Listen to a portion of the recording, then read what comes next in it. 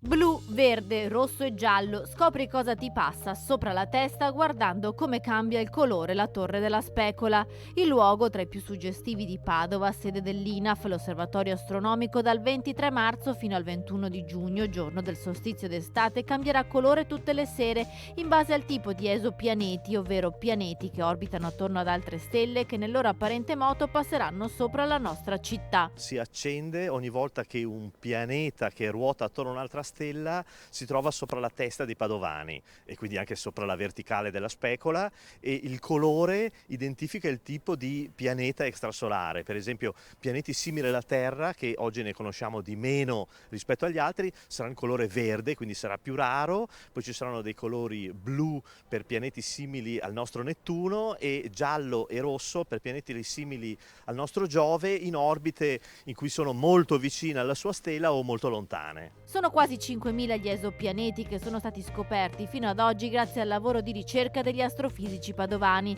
Tra questi mondi lontani, gli astronomi dell'INAF di Padova ne hanno selezionati 180, ossia quelli che transitano sopra la specola durante il periodo primaverile. E così, in base alle loro caratteristiche, la torre si colorerà diventando ancora più affascinante.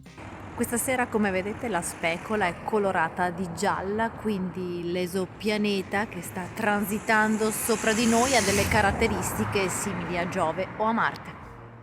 Il transito dell'esopianeta non è un passaggio, ma un movimento apparente di un astro causato dalla rotazione del nostro pianeta attorno al proprio asse. Di dare una caratteristica, diciamo, inusuale anche nel tempo, quindi nel momento in cui uno passa e ogni sera cambierà leggermente perché si sposta di 4 minuti, alcuni esopianeti non si vedranno più dopo il tramonto, alcuni entreranno, la specola si spegne sempre a mezzanotte di ogni giorno e quindi cambierà ogni sera il momento esatto in cui si accendono queste luci, e anche per far vedere la diversità degli altri mondi e quindi incidentalmente anche per puntualizzare quanto sia unico e prezioso il nostro. I colori della specola saranno anche l'occasione per fotografare il monumento illuminato di verde, blu, giallo e rosso e poi rivolgere uno sguardo verso l'alto immaginando nuovi mondi.